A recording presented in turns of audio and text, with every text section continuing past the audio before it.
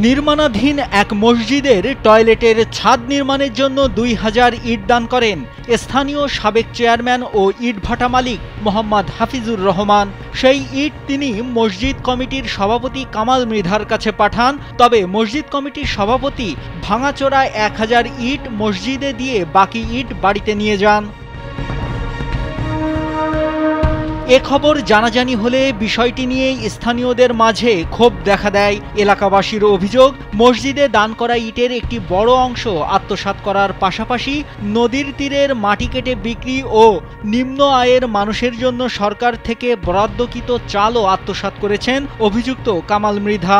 আসুন নারী হবার এই যাত্রাকে আমরা করে তুলি আরো সহজ। এসএমসির জয়া স্যানিটারি ন্যাপকিন। মসজিদ চলাকালীন সময় ১,০০০ ইট দিয়া মসজিদের প্রস্রাবখানা প্লাস কিছু সিফটিন ভাঙছে, আর বাকি ১,০০০ নিয়ে গেছে সে বাড়ি। কামাল মৃধা ফোন দিয়েছে, ফোন দিয়ে যে ২,০০০ ইট হয়েছে নদীর পারে, তারপর ১,০০০ ইট দোকানের দ্বারে নামাই দিছি, আর ১,০০০ ইট মসজিদে ওই জায়গায় দিয়েছি। আমরা চাউল আনতে যাই ৩০ কেজি, আমাকে মাপে আর ২৪ কেজি। মাটি কেটে নিয়েছে আমাদের এই ২৫ করা একটা দাগে, আর একটা দাগে ২ জ্যৈষ্ঠ, আর একটা দাগে ৮ করা।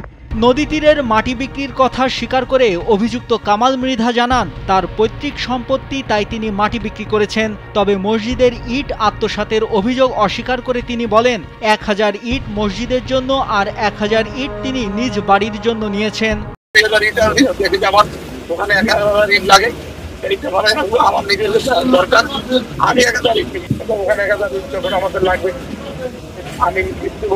পটুয়াখালী সদর উপজেলার লোহালিয়া ইউনিয়নের পালপাড়া বাজারে এ ঘটনা ঘটে। মসজিদে ইট দান করা মোহাম্মদ হাফিজুর রহমান জানান, তিনি ২,০০০ ইট মসজিদে দান করেছেন। এমনকি ভাটার রশিদেও মসজিদে ২,০০০ ইটের কথা লেখা রয়েছে।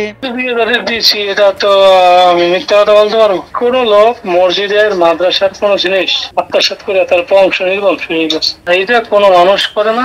এটা যদি করিয়ে থাকে সেটা চরম অন্যায় করছে। এদিকে নদী তীরের মাটি যদি পৈতৃক সম্পত্তি হয়েও থাকে, তারপরেও এই মাটি কাটা অবৈধ। এই ধরনের কাজ যারা করছে, খোঁজ নিয়ে দ্রুত ব্যবস্থা নেওয়ার আশ্বাস দেন পটুয়াখালী সদর উপজেলা প্রশাসন। জায়গাটা সরকারি সম্পত্তি হয়, সেক্ষেত্রে নেওয়ার তো কোনো সুযোগই নাই। ইভেন ব্যক্তিগত সম্পত্তি অর্থাৎ রেকর্ডি সম্পত্তি হইলেও সেক্ষেত্রে আমাদের নদীর পাশ থেকে মাটি কাটার বা কোনো একটা ল্যান্ডের সার্ফেস এরিয়া থেকে মাটি কাটার বিধান নেই।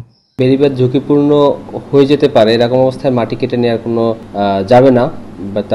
তাতে হচ্ছে আমাদের যারা বেড়িবাঁধের ভিতরে আছে তারা ঝুঁকিতে পড়বে। তো আমরা এই বিষয়টা আমাদের যে প্রশাসন আছে তাদের সাথে সমন্বয় করে এটার বিরুদ্ধে আইনি ব্যবস্থা গ্রহণ করব। অভিযোগ রয়েছে, ইউনিয়নের এই প্রভাবশালী ব্যক্তির অনিয়ম নিয়ে সাধারণ মানুষ প্রকাশ্যে কথা বললে তাদের বিভিন্নভাবে ভয়ভীতি দেখানো হয়। এ ধরনের দুর্নীতিবাজদের লাগাম টেনে ধরে প্রশাসন তাদের আইনের আওতায় আনবে, এ দাবি স্থানীয়দের। নাইমুল হাসিব, কালবেলা।